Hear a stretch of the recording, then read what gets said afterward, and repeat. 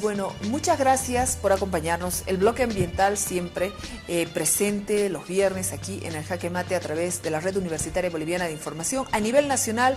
Y bueno, Quique Richard, maestro, como siempre, gracias por estar en nuestro equipo y por tocar temas tan delicados.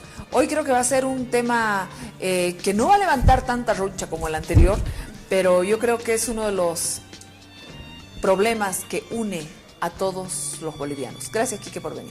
Gracias a ti, Jimena, y bueno, nuevamente agradecerte este espacio que creo que es un espacio educativo para justamente tratar estos temas y darle las herramientas al ciudadano para que pueda opinar con una causa justa, ¿no? Con un fundamento como debería ser. Y como tú bien indicaste, yo creo que es una causa que une a todos los bolivianos y bolivianas junto a la causa marítima, ¿no? Que es el tema Silala, sí, que para muchos es un tema urticante, para otros no tanto, pero la idea es que desde este espacio le demos un tratamiento académico y sobre todo legítimo y legal. Por eso hemos traído a estas dos personalidades, a la doctora Paola Doris Cortés, que en el día de su cumpleaños ha venido. Sí, está de cumpleaños. Sí. A Incluso trabajar, nuestra tertulia de hoy, preparando el programa, hemos llevado la torta, un vinito, todo para. Sí. Claro. Públicamente lo hago. Y por supuesto, bueno, el licenciado Franz Gutiérrez. Los vinos de todo. Ya es el cansancio del día viernes nos está afectando. Bueno, en abril hemos iniciado los festejos, después viene el del maestro, ¿no? Claro, sí, ya. ¿No crees que no me acordaba de tu Yo cumpleaños? inicio el mes y Quique lo clausura, ¿no? Ah, sí. Bueno, ahí me invitan, ¿no? Para que vaya. Este mes es Claro. muy importante y ya sabes, lleno de festejos. El tema del Silala, muchas veces se dan las noticias, los temas, en función del mare magnum informativo, en función de las campañas mediáticas. Algunas personas no somos tan inocentes, algunos periodistas no somos tan inocentes como para dejarnos llevar por un tema que desde 1908 es una asignatura pendiente en la vida boliviana. Estamos hablando de agua, o sea, no estamos hablando de algo menor, estamos hablando de algo vital. Te cuento que incluso es anterior a esa fecha, pero has tocado el tema clave. Acá estamos hablando de un bofedal, que es un ecosistema realmente muy frágil. Es un ecosistema que sostiene, por ejemplo, a el ganado camélido por excelencia, y de hecho el ganado camélido está adaptado a este tipo de ecosistemas. En el segundo simposio que se hizo en Perú sobre el simposio internacional sobre humedales, se tocó justamente el tema de los bofedales, porque en Perú justamente se están drenando un montón de bofedales para darle esa agua a la actividad minera, que es un poco también este problema. Claro, porque no va para las personas, Correcto, esta agua está yendo a la industria, Jimena. por Dios. Y fíjate vos, Jimena, el año pasado, cuando tocamos el tema del agua, si tú te acuerdas, tocamos el problema, por ejemplo, de una de las subsidiarias de Monsanto, Nestlé, cuyo CEO busca, hasta el día de hoy, sigue insistiendo con que el agua deje de ser un derecho humano. Pero bueno, más allá de estos delirios que tienen algunos, lo cierto es que por un lado tenemos un lago Titicaca con agua que contaminamos cada vez más, pero tenemos el Silala, que tiene un agua extraordinariamente pura para consumo humano. Entonces es un depósito de un tesoro invaluable como es el agua potable. Es agua potable, agua mineral, es un agua que tiene unas propiedades extraordinarias, y esa agua en estos momentos se está utilizando en el país vecino para usos industriales, no para uso de consumo humano. Claro. Entonces es como un desperdicio, es como darle caramelos a los chanchos, más o menos. Claro que sí. ¿Cómo vamos a utilizar agua de esa pureza y para una industria que es la explotación del cobre el día de mañana, tú sabes, o sea, las guerras van a ser justamente por el agua. El agua. Un litro de agua es más caro que un litro de gasolina. Un litro de gasolina. O sea, a ver, nos pondremos en Correcto, ese contexto, ¿no? Claro, en ese ubiquémonos un poquito con esto, ¿no? O sea, estamos hablando de un recurso natural invaluable y que de ninguna manera es, como algunas personas han afirmado, un recurso renovable. Cuando ese humedal se seque, se secó. Es decir, eso es agua que viene de glaciares, incluso cuaternarios, que bueno, están aflorando, pero que en algún momento eso se va a secar.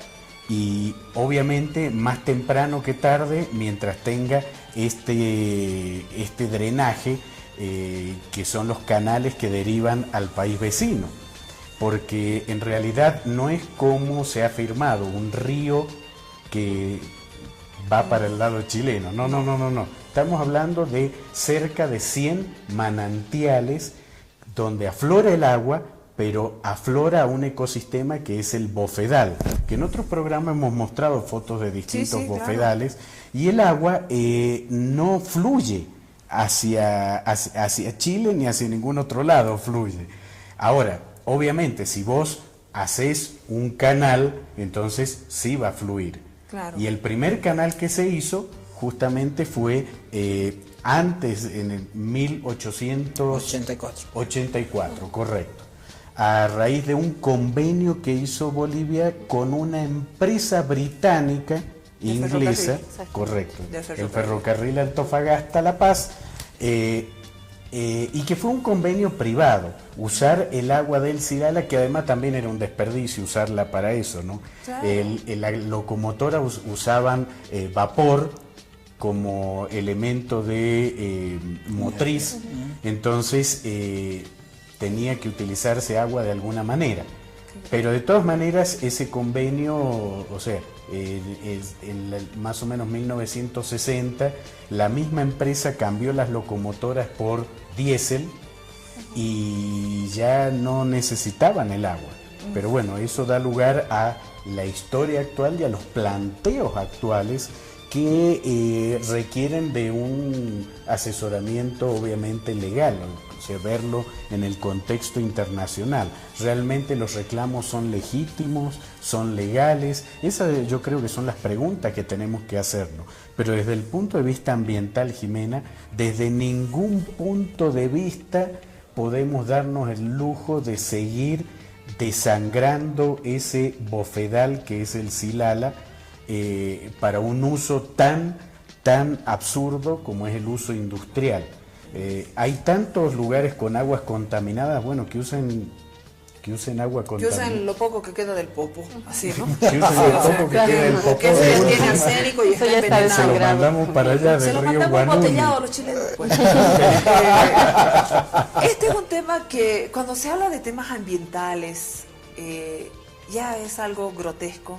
Es inmoral lo que ocurre con las políticas que se asumen. ¿Se avanza, no se avanza? Recién habló Michelle Bachelet, la presidenta chilena. Quiero poner ese video, por favor, y le voy a pedir a Franz Gutiérrez que nos dé un apunte a propósito de esto. La directora de DIFROL, Jimena Fuentes. La verdad es que el anuncio de una nueva demanda contra Chile por el presidente de Bolivia nos parece que reafirma su estrategia de hostigamiento, que pone en primer lugar lo que es la política interna, la política doméstica, en vez de priorizar una buena vecindad. Y el pueblo de Chile rechaza, yo diría unido, este nuevo acto poco amistoso. El gobierno de Bolivia ahora alega ser dueño de recursos hídricos que son compartidos. Las aguas del Silala fluyen naturalmente hacia el territorio por el efecto de una ley tan clara como es la ley de gravedad. Durante más de 100 años, Bolivia reconoció el carácter de río internacional en las aguas del Silala. Con tranquilidad, pero con firmeza también yo quiero anunciar a los compatriotas que en caso de que Bolivia materialice su anunciada demanda, Chile va a contrademandar a Bolivia para resguardar nuestros derechos, los que se encuentran claramente reconocidos por el principio de que todo Estado ribereño de un curso de agua internacional tiene derecho a utilizarlo para el beneficio de sus comunidades. El mundo reconoce que nosotros como país tenemos un país que llevamos adelante una política exterior, una diplomacia de paz y de cooperación. Somos y hemos sido siempre un país miembro de instituciones internacionales responsable, serio en la comunidad internacional y que lo que buscamos es aportar con soluciones a los problemas globales. En el año 2009 Chile estuvo dispuesto a llegar a un acuerdo con Bolivia para determinar el uso compartido de las aguas del río Silala y este proyecto de acuerdo fracasó por la negativa de Bolivia. El gobierno de Bolivia habla de diálogo, pero los hechos demuestran que no está dispuesto a ningún diálogo y que prefiere... Obviamente, Michelle Bachelet, obviamente los chilenos no iban a decir, ay, qué bien son aguas bolivianas y se las devolvemos. Pero para tener buenos vecinos, prefiero tener a otros vecinos. Primero yo creo que hay que empezar con definir bien los términos. Claro, no hay un río Silala, hay un bofedal ahí y el agua no fluye. O sea, ahora fluye, pero por los canales por artificiales. Por lo que ellos han hecho, claro. Pero sí. Esos canales artificiales de ninguna manera podemos considerar los ríos. Claro, y la agenda de 13 puntos fue fallada porque precisamente Chile también se entercó en el tema. Adelante, Franz. Bueno, buenas noches, Jimena, y gracias por otra vez invitarnos acá a debatir este asunto. Yo creo que primeramente tenemos que ir precisando los aspectos que Enrique ya estaba planteando. Y dentro del derecho internacional público ya se van definiendo algunos aspectos sobre algunos conceptos. Yo me voy a agarrar de una mentada docente mía, que es la doctora Karen Longarich, que justamente sabe mucho sobre derecho internacional y es su área y su especialidad. Y ella va definiendo lo que viene a ser un manantial, que es un río de curso sucesivo o transfronterizo, y el río internacional o de curso continuo. Y voy a agarrar textualmente lo que ella va definiendo. Ella define como manantial es el lugar donde el agua subterránea fluye naturalmente hacia la superficie de la tierra o hacia el cuerpo de agua superficial, donde permanece sin movimiento y forma humedales, como dice Enrique. O sea, no hay movimiento de esa agua. Y el momento en que el convenio que firmó la República de Bolivia con esa empresa ferroviaria, lo que se creó fue canales artificiales por donde fluyó el agua. O sea, ya había una contradicción en el tema conceptual de lo que vendría a ser lo que plantea el gobierno chileno en ese sentido. Karen Longarich también define el río es una corriente de agua permanente que desemboca en el mar, en otro río o en un lago. El flujo del río es el volumen de agua por unidad de tiempo. Se mide en metros cúbicos por segundo, curso o cauce por donde el agua discurre en forma permanente. Si la mano humana ha transformado ese sector de Silala para crear esos canales y fluyan, no es que haya existido un curso permanente por la topografía o por la propia naturaleza y la ley de la gravedad. Ahora aquí hay una definición sobre el río de curso sucesivo o transfronterizo. Es un curso de agua nacional que discurre de forma natural, y recalco, de forma natural por nuestro territorio y cruza el límite territorial para ingresar a otro territorio extranjero o viceversa. Y eso es lo que vemos, por ejemplo, el río Choqueyapu va a desembocar en el río La Paz y al final al Amazonas, del Amazonas al Atlántico.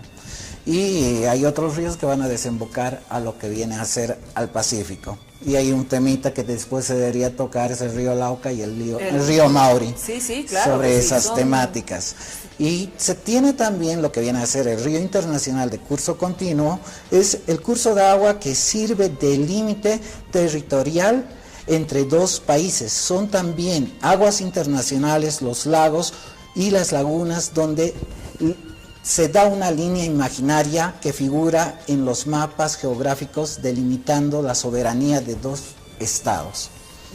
Y partiendo ya desde esa perspectiva, yo creo que el peritaje es lo más importante para definir esto. Y para definir ese peritaje tendrían que ir los expertos y decir si es un bofedal o un manantial o manantiales que nacen en tierra boliviana o es un río de cauce continuo como lo que plantea el Estado chileno.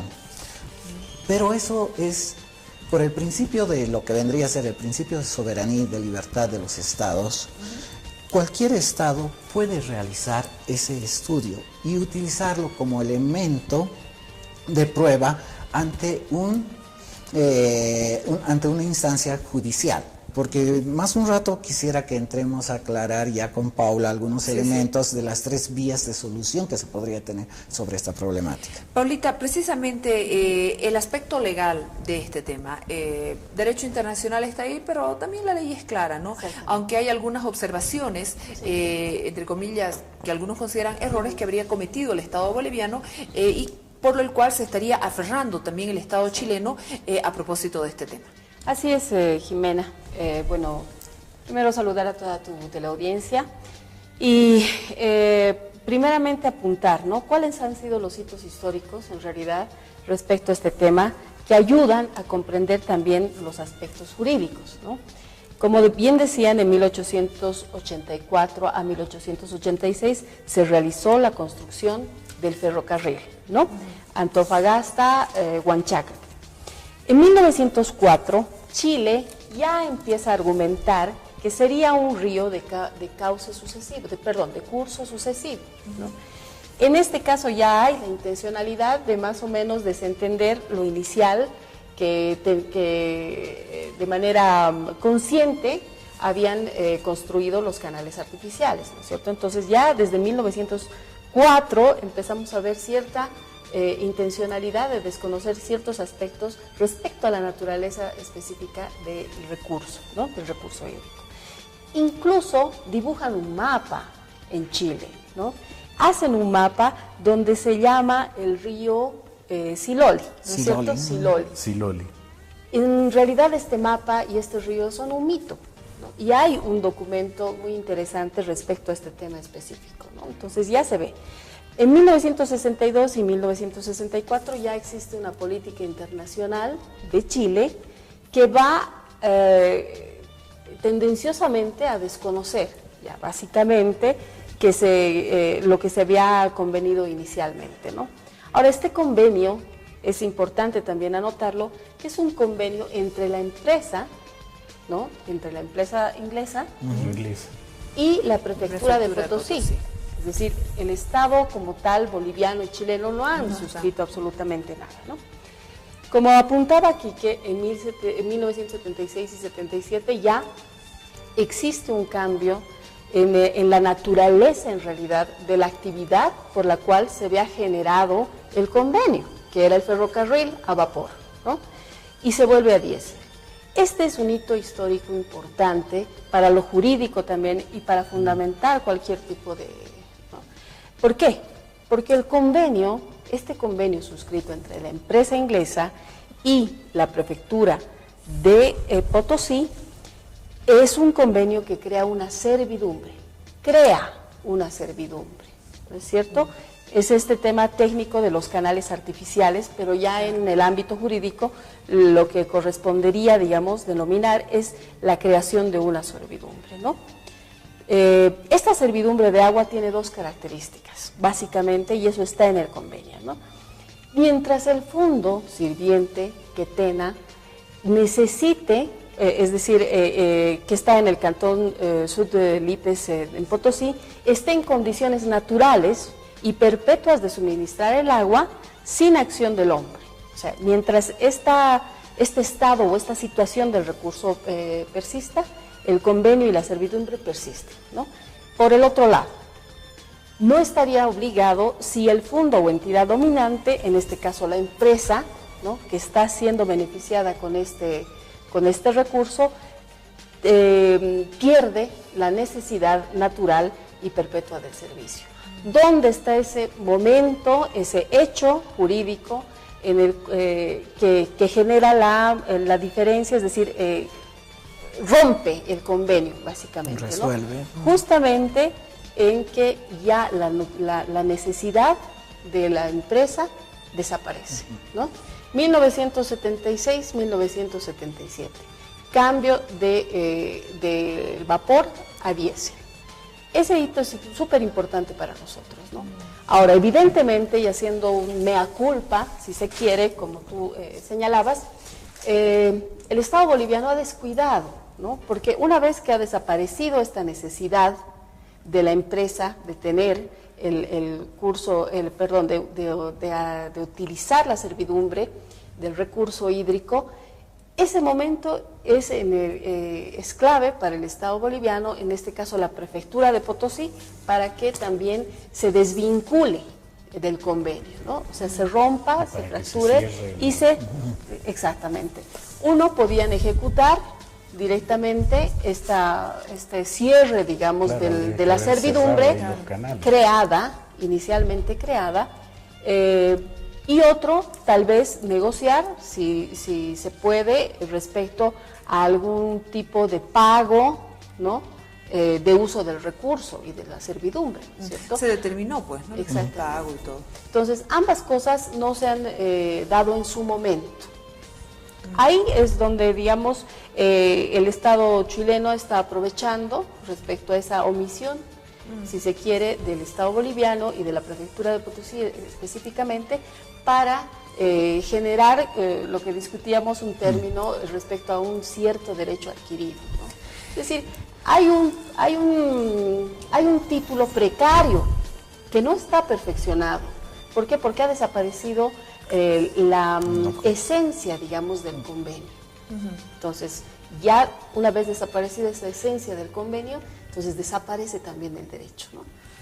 En estos temas tan delicados, tan complejos, vienen otros aspectos. Por ejemplo, el 2010 Bolivia planteó ante las Naciones Unidas que el agua es un derecho humano.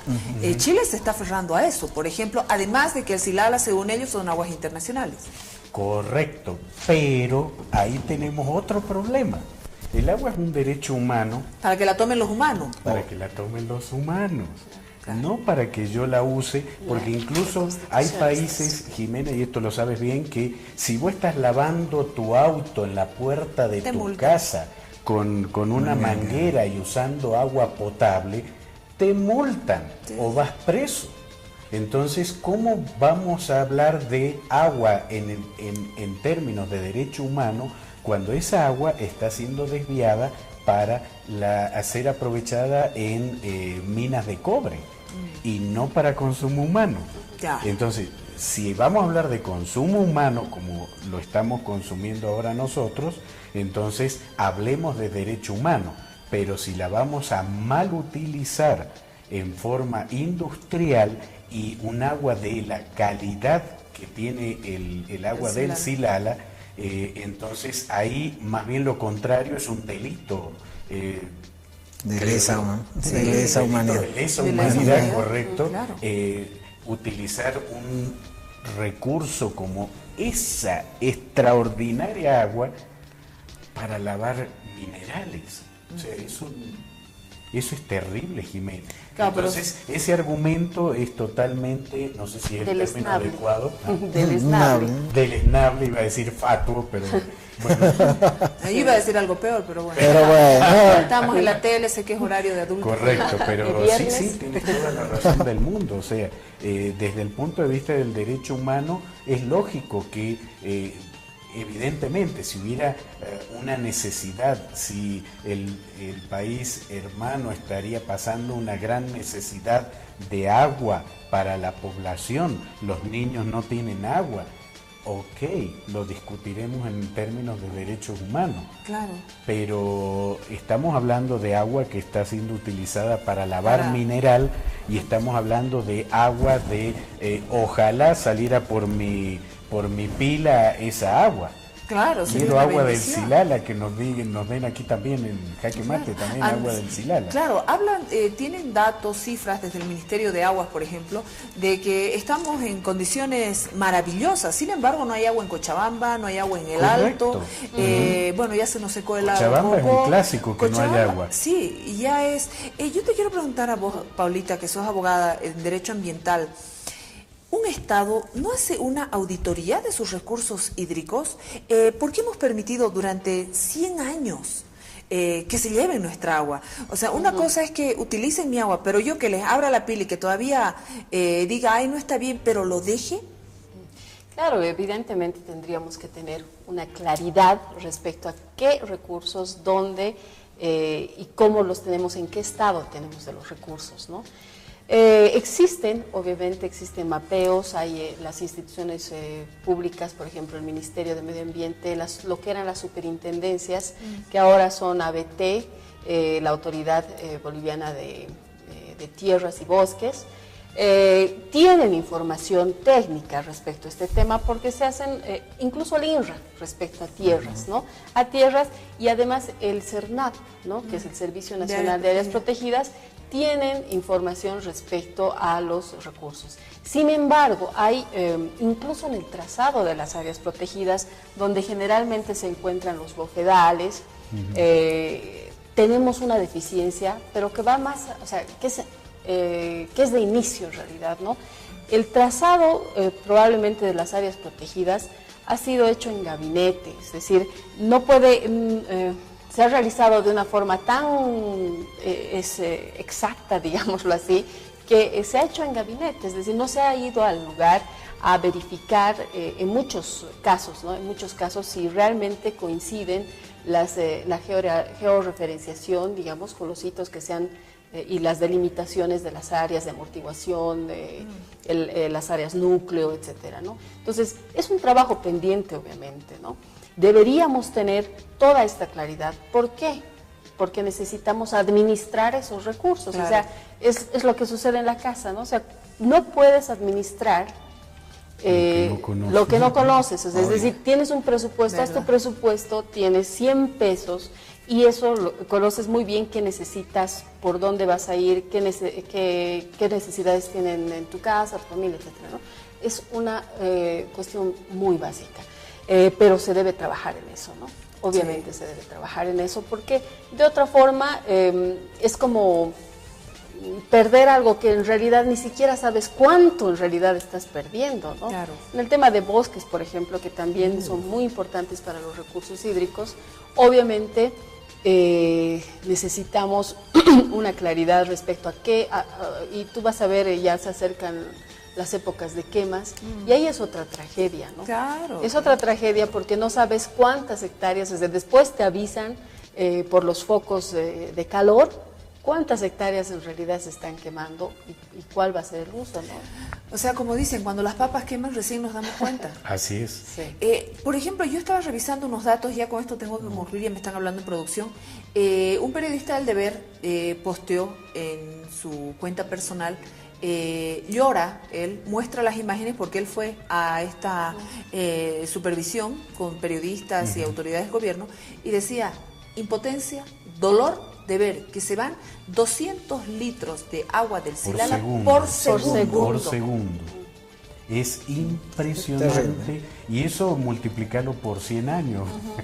O sea, Chile no va a alcanzar para pagarlo. Bueno, se calcula que son cerca de $1.000 millones en beneficios, ¿no? Claro. Y un buen vecino paga sus cuentas. Por supuesto, y por muchos años. Exactamente. Por muchos años que hubiera transcurrido, en realidad, Chile no debe ya usufructuar, ¿no? Eso está clarísimo, las aguas del Silala ya no las debe usufructuar, porque en realidad no tiene ese justo título que necesita. Y además se ha comprobado históricamente la mala fe que tiene Chile, ¿no? Por este tema de siempre recurrir a distorsionar la naturaleza de este recurso hídrico, que no es un río de curso sucesivo, sino es un manantial. Oye, qué malos vecinos, che, que tenemos. Es terrible. Sí, pero los peorcitos somos nosotros mismos, ¿no? Que permitimos Claro. que ocurran estas cosas. Está el que hace y el que permite que se haga. Exactamente. No creo tanto en ese sentido tampoco.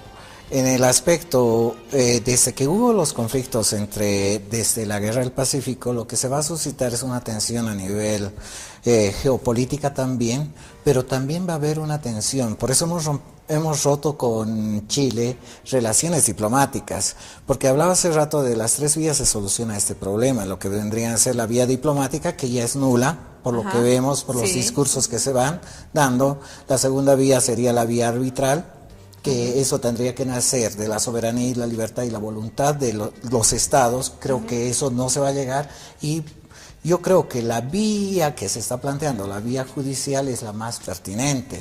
Pero a mí lo que me preocupa es, con el anuncio que se ha realizado, ¿tendremos el tiempo de preparar la demanda?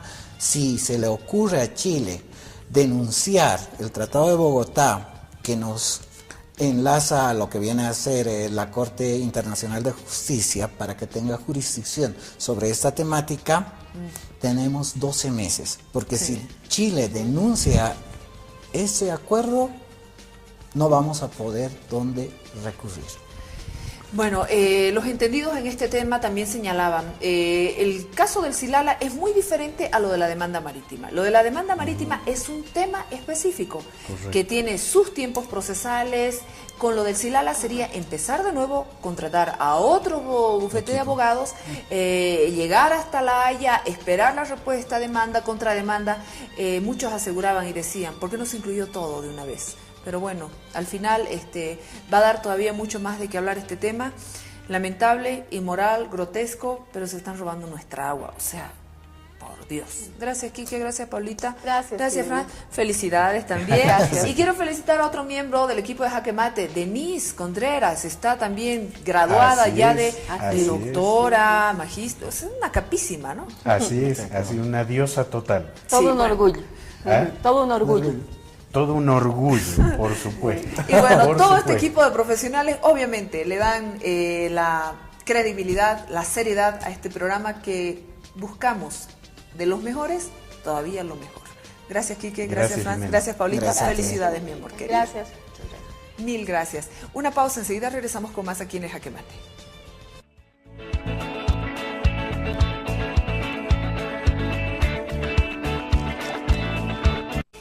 Te cuento que incluso es anterior a esa fecha, pero has tocado el tema clave. Acá estamos hablando de un bofedal, que es un ecosistema realmente muy frágil.